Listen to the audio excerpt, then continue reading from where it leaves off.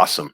What's up, guys? It is I, your host, Josh Quevedo. I'm here to talk about Star Trek Picard, Episode 3, episode titled 17 Seconds. And no, this isn't how long it took for Jean-Luc and Beverly to create Jack Crusher. It was referenced in a story that Riker was telling earlier in this episode to Picard, which this does continue off from the previous episode when the enemy vessel was following the Titan in this nebula. So we were left with that. We were also left with this massive, I guess, uh, thing about Jack Crusher. Who was this guy, in the first episode? And then in that second episode, it was revealed that he is the son of Jean-Luc Picard and Beverly Crusher. Okay, so where are we at right now with this episode? Well, this episode, uh, to me, and I feel like this with, of course, the first two, um, that we're building up towards something. I don't feel like we're even in the initial plot yet because I feel like there are several things here.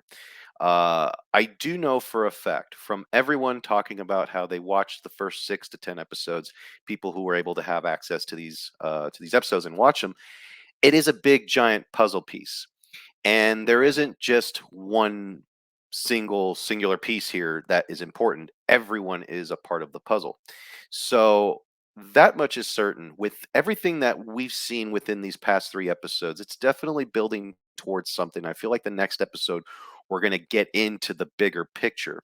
Right now, we're just trying to figure things out. We're reintroducing our characters. We've got Raffi, who is not a well-liked character at all, who is tolerable, and even more so when Michael Dorn and her are just, performing with each other. And I feel like Raffi's purpose for this season, at least so far, it's not like she's automatically amazing.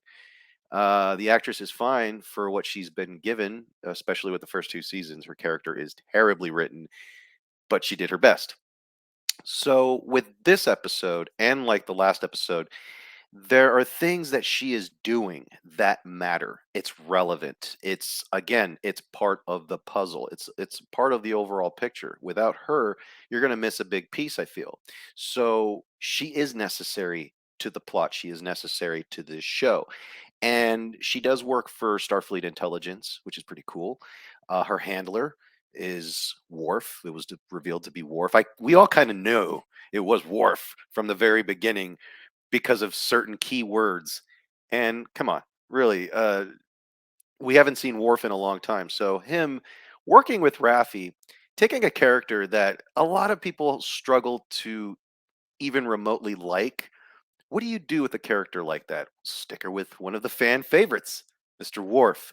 And Worf in this episode, it was great watching him, doing his like when they reintroduced him, it was the music from it was a callback from Star Trek First Contact with Worf listening to Berlioz.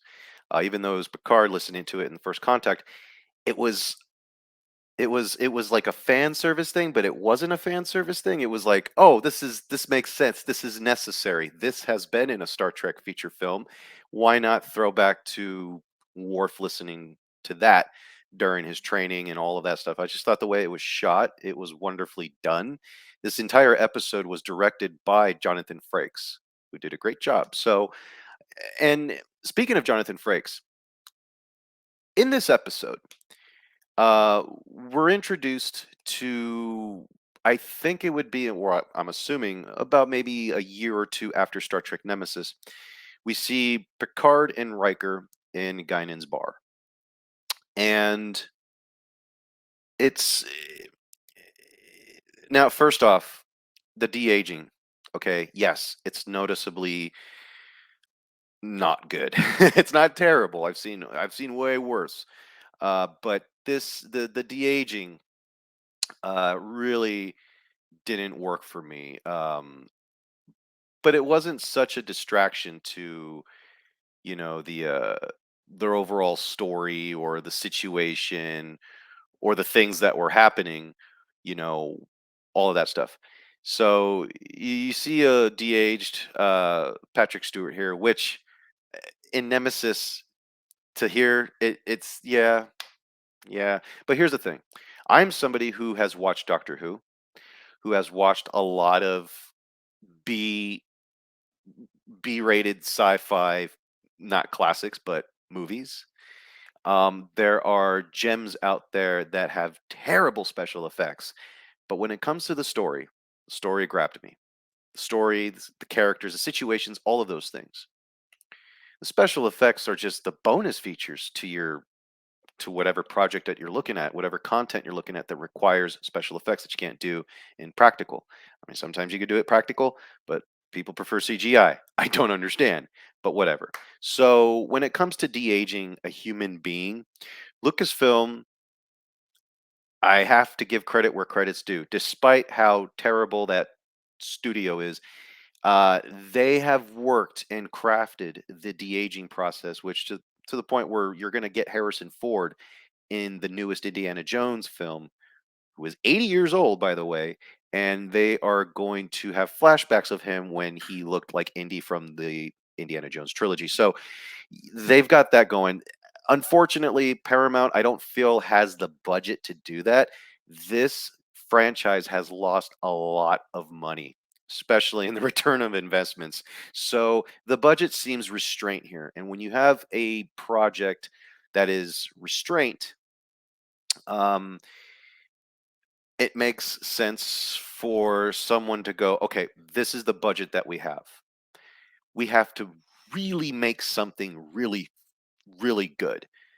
And so you focus on the story, you focus on the characters, you focus on the narrative of your story, of everything that's happening in your script. Okay.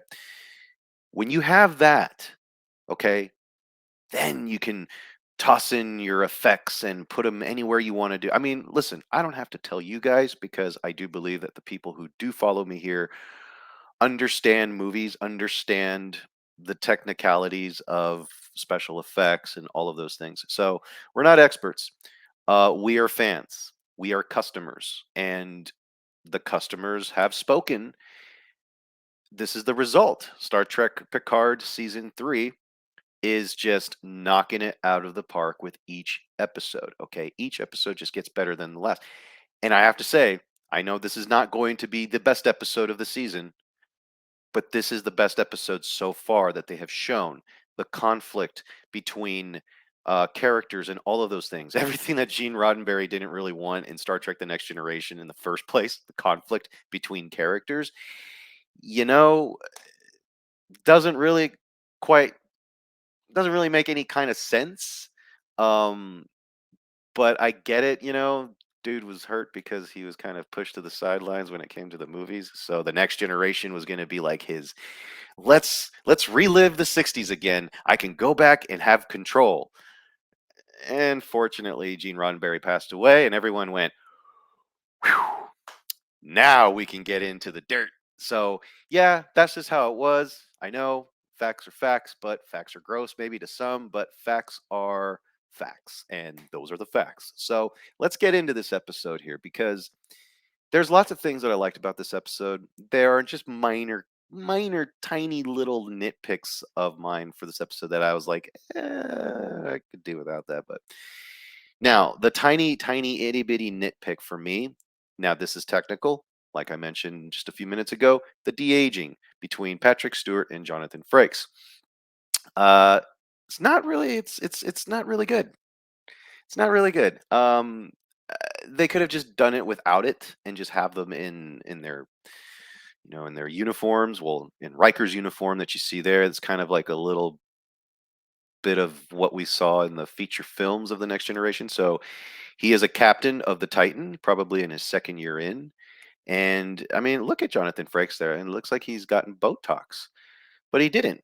It's called poor CGI de-aging. But like I said, it's not something that will completely distract me from the oh my god, I can't concentrate on this show. No, it's just it's there. It happened, and we just move on. So yeah, but ultimately, in this scene, what's important was when Riker was talking to Picard about having a son, what it's like to, be a father and all of those things, considering that Picard just found out that he is a dad in the previous episode. I thought this was appropriate to kind of touch on that. Um, so I liked that aspect of it. And so the title 17 Seconds is about the length of the turbo lift ride Riker made while trying to reach the sick bay while his son was possibly dying. And so we get that setup with that, and the payoff is towards the end of the episode where something happens to Jack Crusher and Picard goes into the turbo lift ride, which, a lot of people say, well, it was so on the nose. But listen, dude, when you live in an era that has um, a lot of on the nose, if you will, social commentary that is just in your face, okay? This, I don't care. This was fun. This is part of the story, okay? And you set up that in the beginning to see the payoff at the end. It's a payoff, but it's kind of like it's like I'm gonna sound like George Lucas here. It's like poetry. It rhymes. So yeah. Um. But anyway, so we get a scene between the both of them. You get a in-depth look at their relationship outside of the Enterprise, because we've never really seen Riker and Jean-Luc really bond together like, let's say, Spock and Captain Kirk, or even Spock, Captain Kirk, Dr. McCoy, or Dr. McCoy and Spock. There was a brotherhood there that we all enjoyed watching, that we were all invested in, because we felt like they were our comrades, man. Um, so with these two, we never really got that, and it's fine because they are completely different characters than than the original crew. So to see them in this moment, it was great. It was cool. It was Jean-Luc doing a lot of thinking. Jean-Luc, we all know, is never really was crazy about having a family of his own. Um, I mean, he had a brother, he had a nephew, he was close to all those things, but they all passed away. So what does he have left? He has his crew. And so it was neat to watch, Riker, talk about his fear, of all of this. And then we got a glimpse of Deanna Troy, and it was a nice little moment when Deanna Troy calls in. You see what Riker says, what he says, every guy says when they're a little buzzed or whatever, and the wife's calling them. He's like, "Oh shit," and I'm like, "Wait a minute, I never heard these guys be like that before." It's cool. It was neat, but it doesn't. It's not like it's uncharacteristic of Star Trek. You know what I'm saying? Like it worked and it felt natural. So I like that. I like that intro. I mean, that happens after we get the title card Picard, Star Trek Picard, all that. Um, so once we're done with that, we go right back into the battle, into this space adventure on board the Titan A. Captain Shaw is doing his best to kick ass and just try to get out of this situation that he was completely thrown in. Um, with Jean-Luc and Riker there, it's and with Beverly in sick bay, and it was great to see Beverly Crusher just naturally just come back into the flow and become a doctor again in sick bay. And then you had the asshole head nurse doctor, try to stop Beverly Crusher, like, stop what you're doing. You're way better than me, and the fans love you more. Then Jack Crusher gets very defensive when it comes to his mother, rightly so. He gets very defensive. Mothers, man, come on. You fuck with my mom, you're gonna fuck with me. And that's exactly how Jack Crusher is. And I love Jack Crusher's character. So far, there's something about him that I feel like I shouldn't trust as of yet, like a normal human being would in real life. I'm not going to trust you after a couple of hours. I gotta see you do some stuff first here that you put yourself on the line to where you're like, whoa, okay, maybe he's on to something here. But Jack Crusher, maybe he's on to something here because all of the things that he does in this episode are not really suspect at all anymore. The first episode, yeah. Second episode, maybe. Third episode here, we get to understand who this dude is. Um, Ed Spiliers or Ed Spielers. I'm mispronouncing his last name probably, but like I said, this guy would have been a fantastic Doctor Who. His charisma, his charm, his all of that is there, and that's what I also think is what makes the audience, aside from Captain Shaw being a new fan favorite quickly, by the way, which is a testament to its writing. Jack Crusher is somewhat there also after Captain Shaw, for me at least. I think that to see this kid's journey to becoming whoever he's going to be in the future, I would totally be down for that if it was the right showrunner, right? You hire good writers, you hire people who love Star Trek. That kind of helps too. I mean, look at the show that I'm reviewing. It's written by people who love Star Trek. So here's the thing about Jack Crusher is that where did he come from? What happened? What spawned Jack Crusher? So in this, because the burning question around Picard and Beverly Sun was is where is he from? How? Why are people after him? What is going on here? And so Beverly explains to Jean-Luc because Jean-Luc is kind of pissed.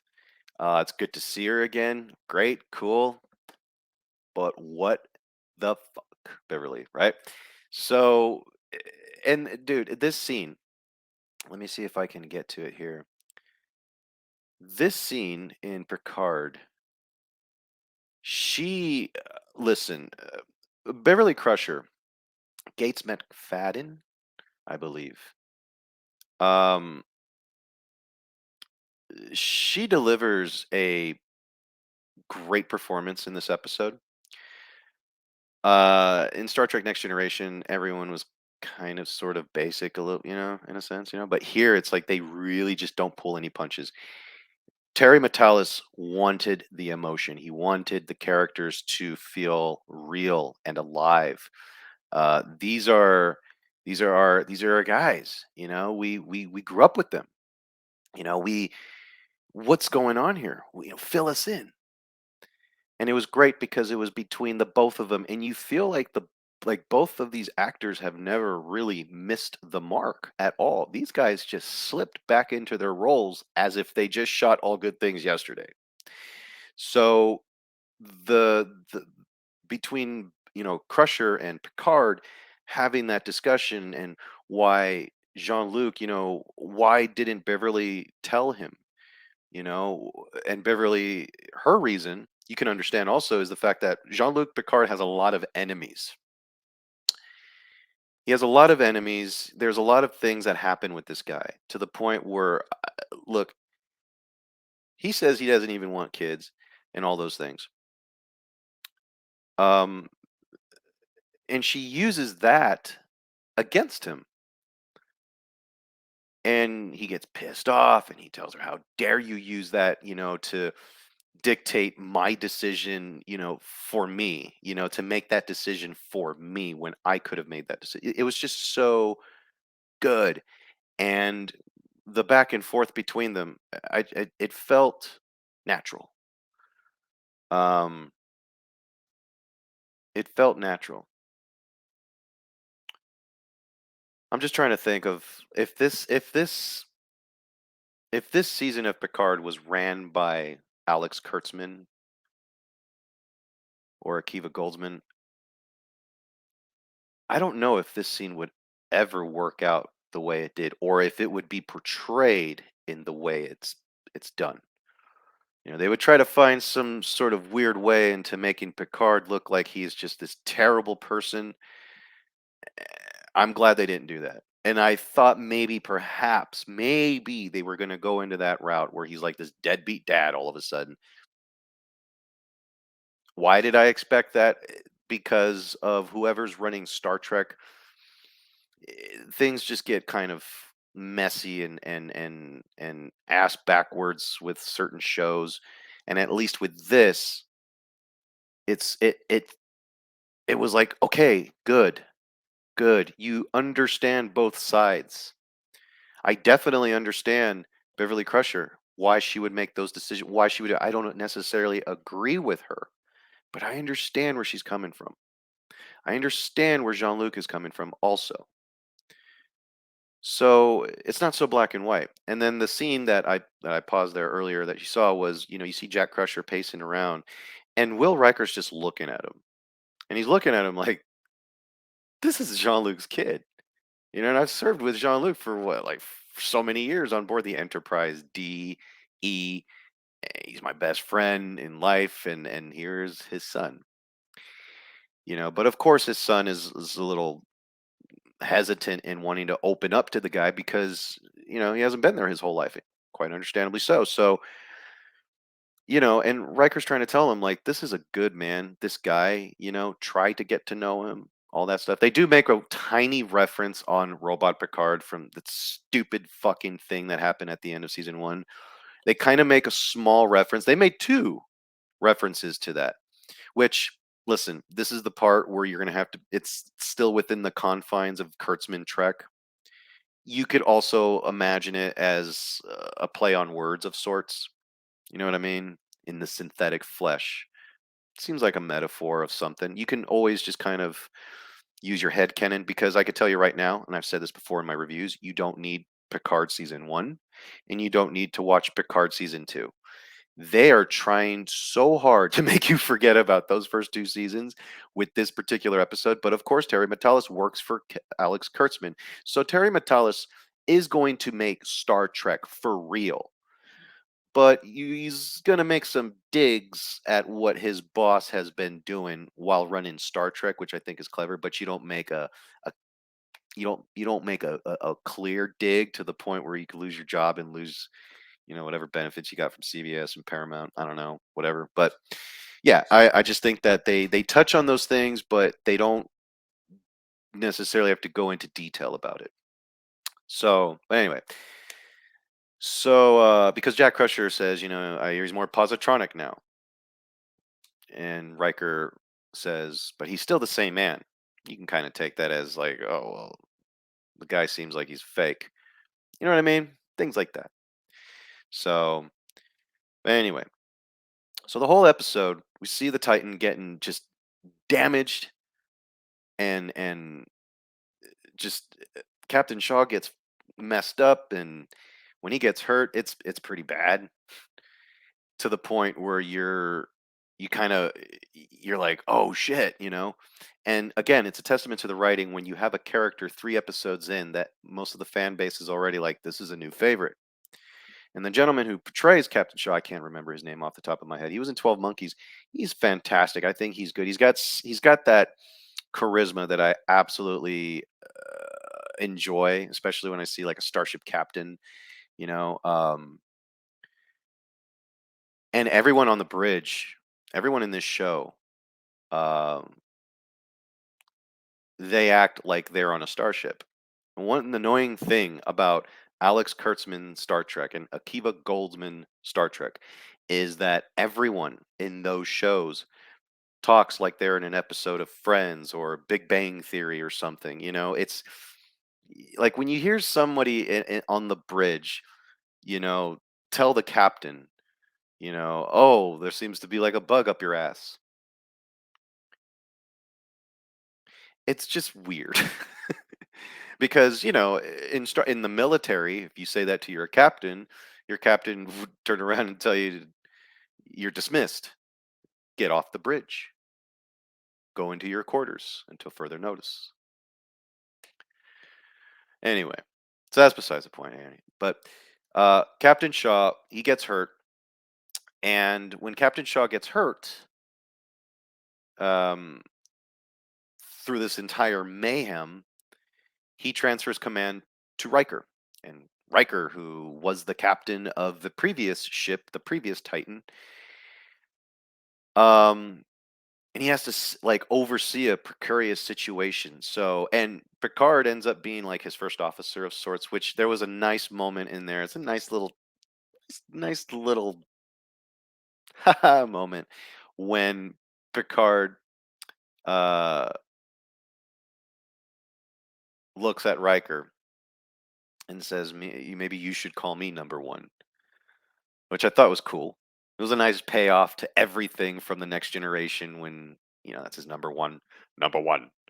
Um, so yeah, that was cool. But the Shrike, man, that ship. Whew, first off, it's a pretty sweet looking vessel.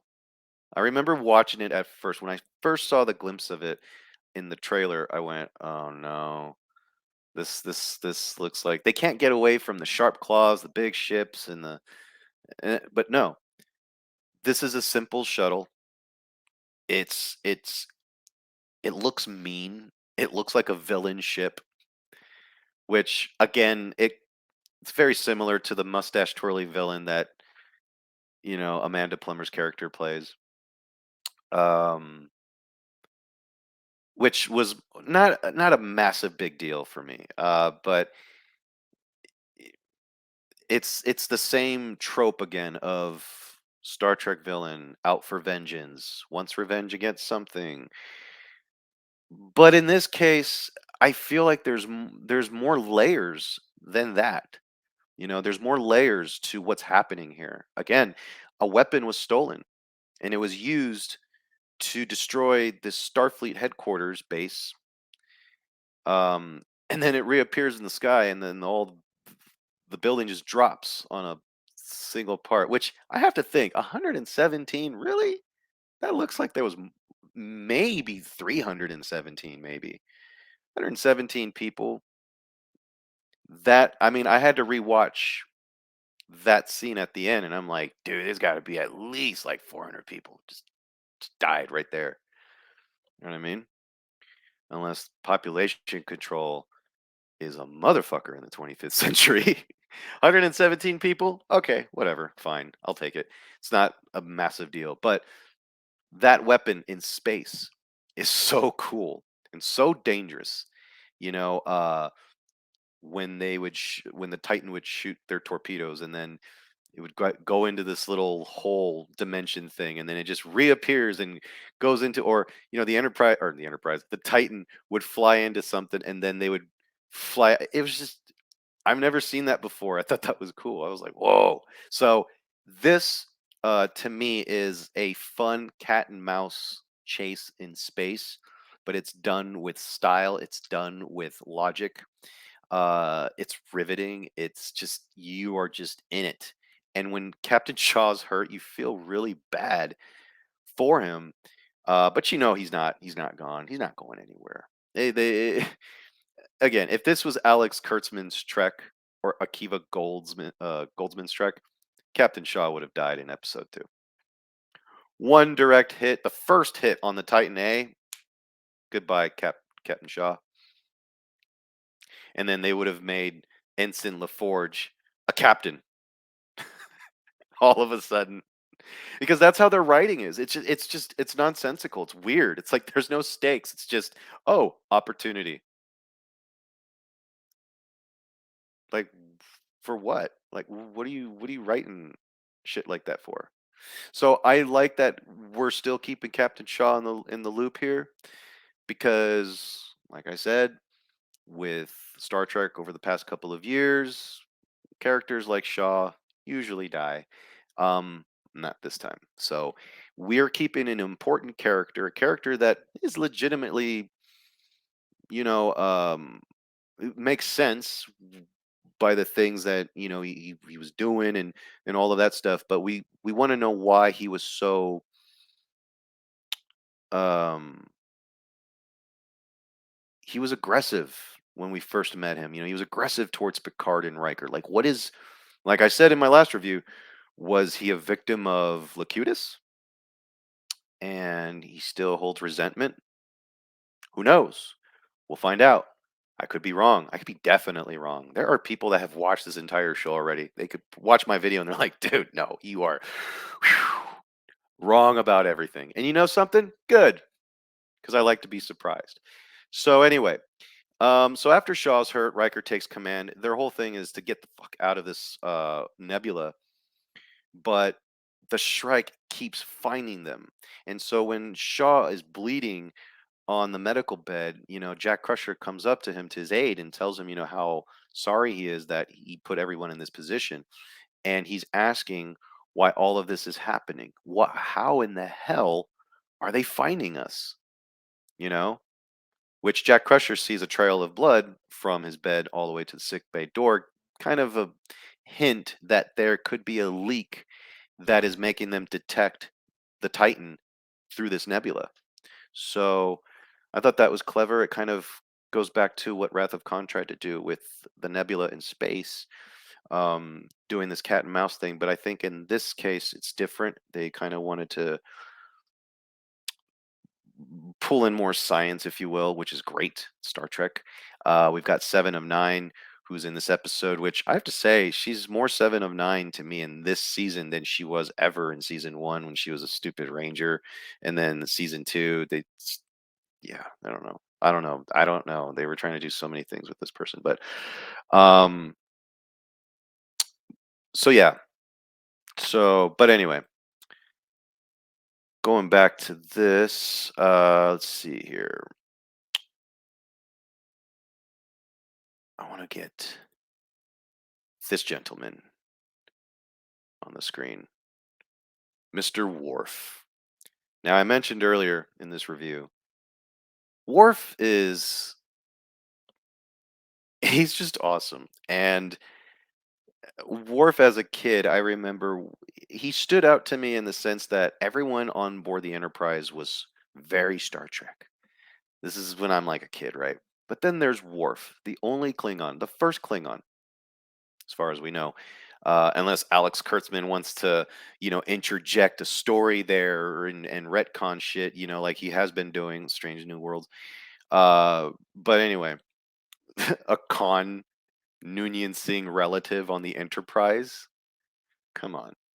So I'm glad that with this series, Worf is the Klingon that to me, I always felt like out of all the Klingons, I was like Worf didn't even feel like part of the Klingon race to me. He was just this superhero that was on the Enterprise. He was just awesome, you know. So, but as I grew up in watching Next Generation, Worf is a very layered character. Um, and his backstory is awesome. And to see, episodes in the Next Generation where he goes back to his home planet with Jean-Luc Picard, all that stuff. I mean, it was brilliant. So to see where he's at right now, he's like this Klingon monk, if you will, but don't mess with him. It's fucking Worf. And the throwbacks to Deep Space Nine and the changelings, being involved, by sabotaging the Titan A and all that stuff. I mean, it was great. It was awesome. Because I've always wondered what happened after the Dominion War. You know, uh, I wanted to know more about that. I wanted to explore more into that. So when they mentioned the Dominion War, me, I was I'm watching it, I'm like, this is okay, great. Because we're progressing now. We're moving forward with the world of Star Trek. We're moving forward into the future, where we live in a time where everyone is obsessed with prequels. And if you're not going to do a prequel, then you're going to do some sort of prequel-esque thing where you're going to interject something into something that already existed, therefore creating more plot holes for the original content that existed. So that's the problem with Strange New Worlds, with shows like Andor, um, and pretty much every prequel that you see that's going on right now. I'm not going to speak for Yellowstone because I haven't watched any of it, but people have said for a prequel, it's pretty damn good. And when people say things like for a prequel, it means that most prequels suck. And when there's one that comes along the way that actually works and doesn't create plot holes for its original content, then you've got a winner. So hats off to you, Yellowstone. I will be watching you one day. very soon, actually. But anyway, let's get back to Star Trek here. All right, so with Worf and Raffi together, it works. I'm not going to sit here and try to cheer for a Raffi and Worf series. I'd rather get Worf on his own. But in this particular season, for this story, for the narrative, everything, it works. And I think that Raffi working with Worf, I think it works best with her character. And I think this is also a way to get her character to be, I guess, more appreciated as opposed to the last two seasons of Picard, where she was just this pretty much like a prop for whatever they were gonna do. I don't know. It's just she was there and she really didn't serve any purpose. I thought season two she was ridiculously overdoing the what was the Romulan's name? Elnor, Elron? No, it's not Elron. It's Eleanor. Something they ripped off Lord of the Rings with the name, but yeah, like she was so devastated by his death and she blames herself and it's like, dude, throughout the whole show, she barely ever fucking spoke to him. So that's how Raffi was written, and it's not the actress's fault. The actress is given a job. She's doing a job. She just has to deliver this performance from those scripts. I think she had an easier and much more fun time with this one. If you're acting alongside with Michael Dorn playing Mr. Worf, yeah, that's that's a reason to get up in the morning and say it's going to be a great day.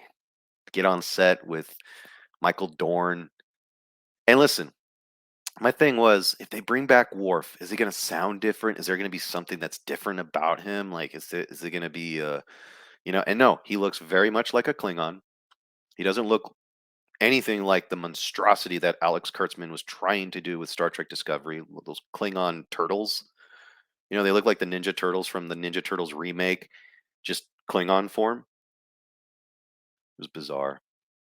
It was dumb. It was stupid. I don't know what the hell they were trying to see. That's the problem with Alex Kurtzman's Star Trek is that they were too busy, and it's going on with Strange New Worlds too. Is that they are? It seems like the writers and the execution of everything. It just seems like they're trying to reinvent the wheel when there's no reinventing whatsoever. Like in Star Trek, mankind has evolved. I think Star Trek could also evolve. You don't regress. You don't make people feel alienated by having your script telling your audience how to think, what to do. If you think like this, you're a bad person.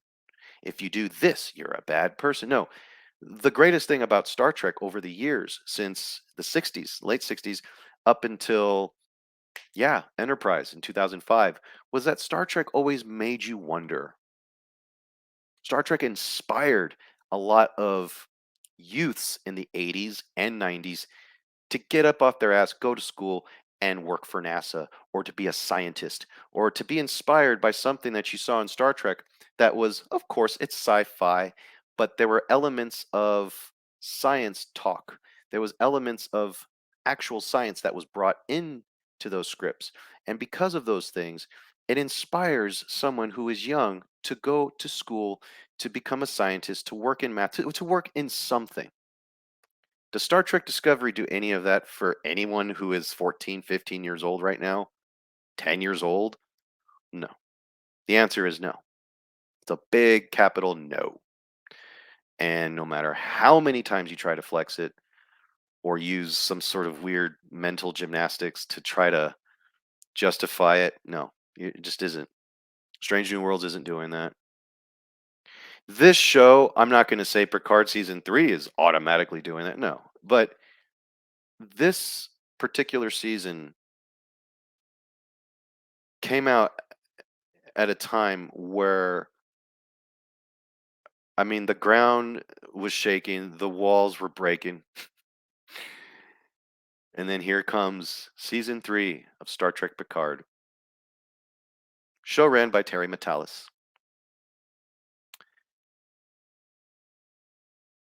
And it's going to prevent temporarily, a disastrous end for Star Trek. But I'm going to tell you right now, if things don't change, within Paramount, the writers' room, all that stuff. I mean, you can have look. If you love Discovery, if you love Strange New Worlds, if you love Prodigy, if you love the animated cartoon, I don't even care for it, but that's how I don't even know what it's called. What is it?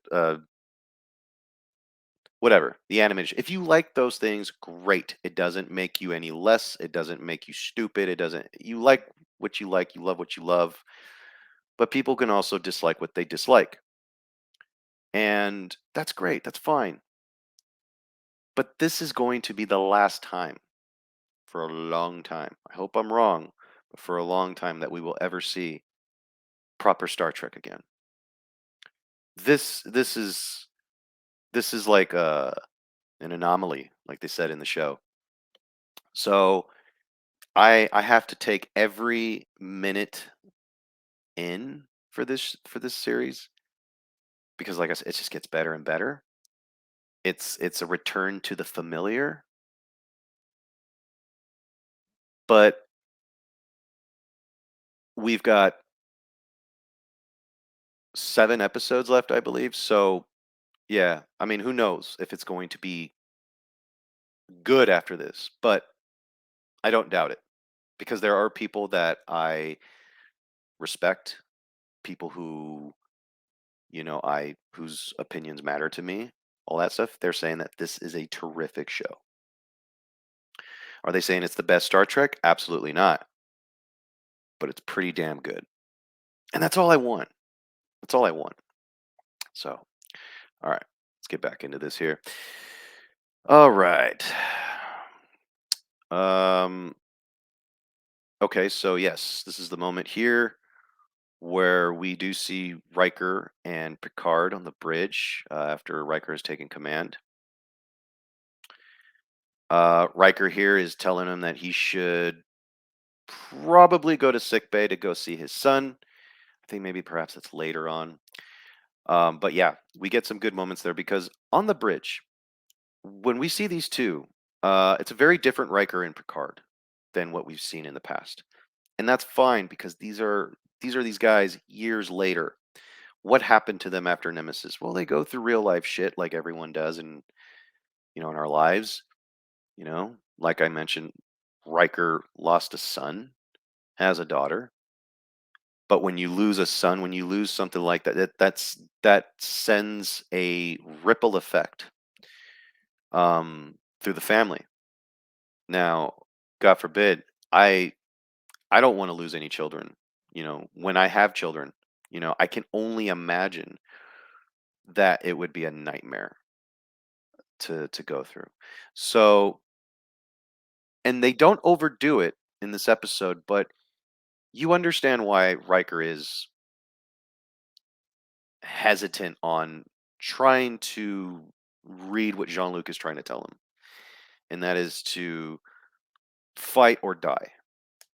Riker wants to turn the ship around to get the hell out of there and not risk the lives of what Captain Shaw said like 50 times of 500 people, 500 people or something like that. It's a lot of people on that ship, and none of them deserve to die. They just were brought on board this ship, and we're gonna go take off and test it. No, we're now in the middle of this violent, intense situation. So anyway, um, so I dug that. I dug the fact that also we see Seven of Nine and Jack Crusher working together, but then, like I mentioned earlier, there is a saboteur on board the Titan A that caused a leak. And in that room, when they were trying to fix all that stuff, in that room, there is a leak that can kill them. The gas can kill them. And the changeling comes in, um, you know, I don't want to say beats the shit out of them, but he takes Crusher down. Crusher doesn't have his mask on, so he's breathing in on that air. But then something happens. Something happens. While unconscious from the poison gas, Jack has like this strange vision of Seven with branches about her. Connect the branches, she says. So that means something. We don't know what yet. Um, I thought the scene between Sidney LaForge and Seven of Nine was pretty cool, with her, nod to how they are both misfits who have difficulty making friends. Because Geordie LaForge wasn't really a people person. He was friendly, but he didn't go actively make friends. And so I like that little dynamic. What else did I like about? Okay, so the score. I don't talk about the score too much. The score by Stephen Barton. Stephen Barton is an example of what Lucasfilm should do when it comes to their music scores for Star Wars. I get it. Different people, different sounds, just makes it more diverse. Okay, here's the problem though. There's a lot of, I mean, listen, when it really comes down to it, story, character, okay? Everything else, it's just bonus features to your stuff, okay? But story and character. Okay, if you have the story and character down and you're doing something like this, it makes sense to go back to Jerry Goldsmith's score from Star Trek films. Of course, bringing in the Star Trek main theme, the motion picture main theme, which I think is the Star Trek theme altogether. I mean, listen, I know there's a lot of Alexander Courage fans out there that are like, that is the be all end all of Star Trek themes. It's not really a cool theme, to be honest with you. I mean, I do love the melody of it, but it's not really a theme that makes me pumped and I'm ready for some space exploration. No. When you hear the motion picture theme kick in, especially with the drums, the doo doo, you know, I'm fucking ready to boldly go where no man has gone before. I just triggered some people here. But you know what I'm saying, okay? It's so bringing back Goldsmith's themes, his music, it's a lot of nods to Jerry Goldsmith here. And you can tell Stephen Barton with his own music, you feel the Goldsmith flavor. And that is brilliant for a composer to channel their inner Jerry Goldsmith. Why aren't they doing that for The Mandalorian? Like I get it. You can if you have a different composer, they can do their thing. Like you can have the Mandalorian theme, all that stuff, but channel some John Williams, man. Channel some John. You are not in your universe. You are in someone else's. So have fun. Have fun. You're in their playground. Have fun. Why not? If you want to do original music, fine. But bring in something that will give your customers, your fans, something familiar. And I think that, the score for this show is awesome. So hats off to Stephen Barton for that one. And yeah, I think that, if Starfleet were to acknowledge the existence of changeling terrorists, we'd be reigniting the Dominion War. How I don't know how exactly if that's the case if both sides know what's what and the Great Link schism is on the record. You know, I don't know, but what I thought was interesting was that when Riker notes to Picard that this isn't the Enterprise and they don't have the means to fight such a bigger armed enemy. But why is a ship named the Titan so minimally armed? You know what I mean? Like, why is it so like? I mean, things like that. But those are the little nitpick questions that I have. But if that's all that I have as far as like my negative side, show's doing a pretty damn good job. It does end. It has an intense ending where the Titan is just now. It's just floating in space because the enemy craft, the Titan shoots his torpedoes after Picard says we need to shoot them, go after them. Riker listens. They fire torpedoes. He fires everything we've got, right? That was what he said. Fire everything we've got. And when they did, they shot that weapon right into the torpedoes to where the Titan is fleeing and then the portal opens up behind the Titan, and the torpedoes just follow the Titan, and it just smacks the Titan so hard to where the powers, the nacelles go out. Everything's it's over. Riker just wanted to just take the ship and go and leave. Picard said, "No, we got to stay and fight, and then we can leave." Well, you listen to Picard, and there's a moment where Picard looks at Riker, and you can tell on his face he's like, "I fucked up," and he just says one word. He goes, "Well." Riker turns around and he tells him to remove himself from the bridge. You just killed us all.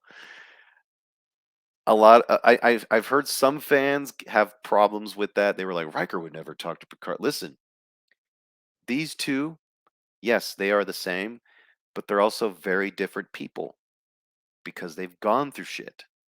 They've been through things. But this is not a situation where they're like, oh, they're not friends anymore. No, this is what happens when someone is, you know, pressuring you into doing something you don't want to do, but you're in a situation where you have such a limited space for for brainstorming ideas. I was his captain for many years. Served on board the Enterprise with him. So yeah, he took his word and then instantly regretted it. But you also have to think too. If Riker wanted to do his plan, I mean, would he fail too? I mean, would the results be the same? I don't know. And so, the Titan is now just floating in space. What's going to happen? And so the episode leaves off with the ship just being pulled into the nebula, and we're all left like, "Oh my god, what the fuck's going to happen? What's going to happen?" You know? This is where he tells him to leave the bridge and all that stuff. It's one thing I've noticed too.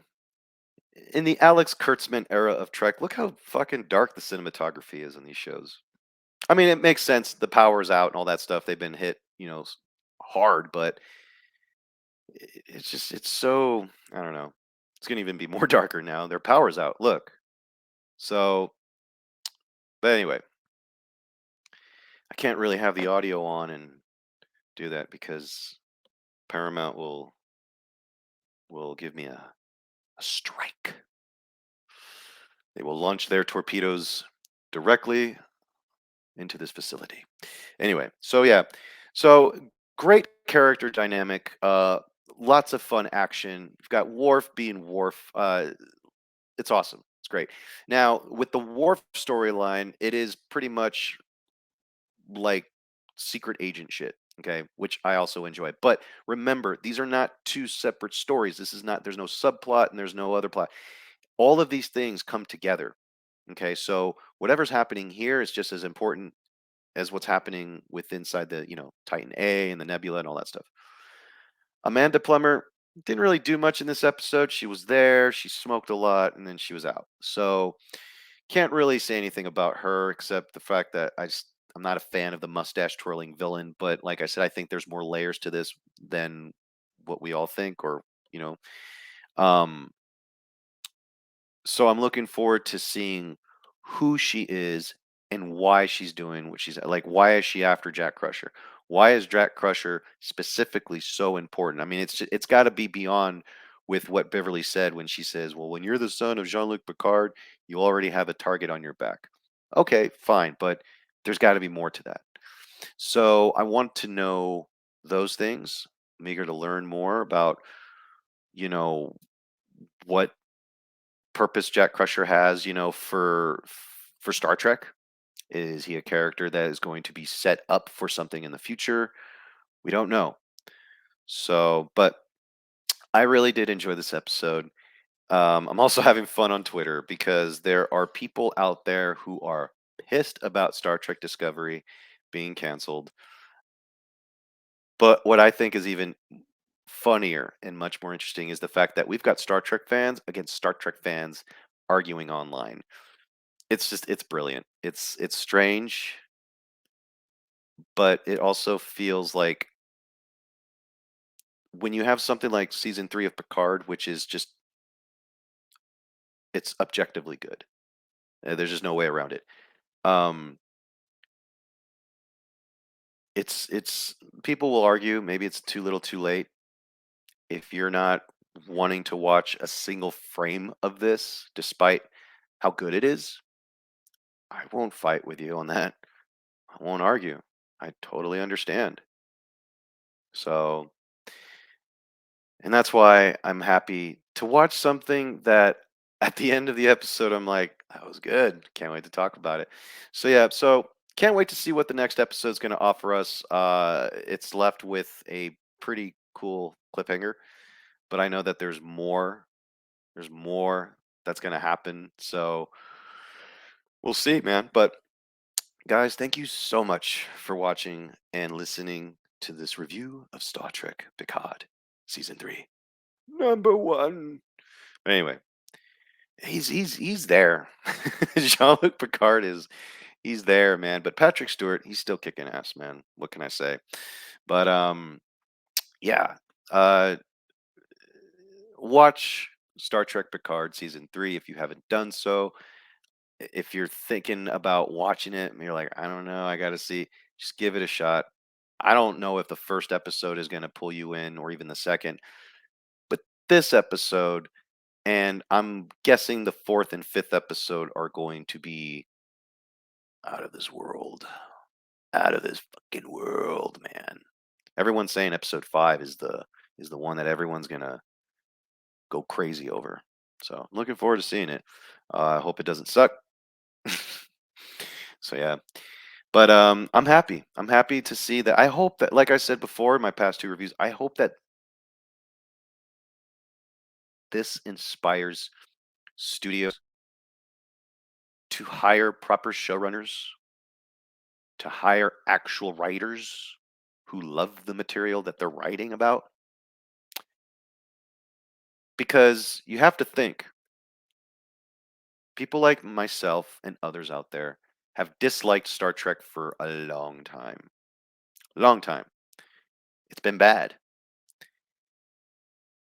Why all of a sudden you think people like myself and others out there who have been labeled as bigoted haters of sorts because we don't like Star Trek Discovery.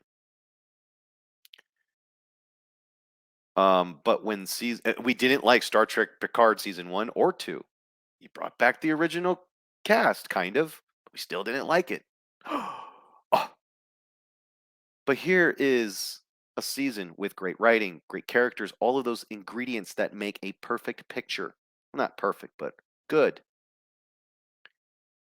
I'm not being paid by the studio. You really think I'm being paid by? If you do, just so you can flex and keep your narrative, you're an idiot. But I'm not being paid by the studio. Neither are the people who love this show that are going on their YouTube pages or on their Twitter pages to talk about it, to talk about their enthusiasm for it. They're not getting paid. We're all fans. You see what happens when you write something good? See what happens when you make good shows, good writing, cool stories? You see what happens? It crushes that weird, idiotic, ancient narrative. Okay? This is what happens when you make something good. So, the fact that Star Trek Discovery fans already are anticipating whatever it is that they're anticipating, they're just attacking people like myself, others out there who are legitimately enjoying Star Trek content. The internet's weird, man. All you can do is just what's that? Oh, it's a piece of lint. Whatever. That's all you can do. So, thanks so much for watching once again, guys. I will be back with more reviews like this. Go ahead and subscribe to this channel. Even if you didn't like or agree with what I had to say, I still thank you for watching this far anyway. You guys be safe. And yeah, live long and prosper.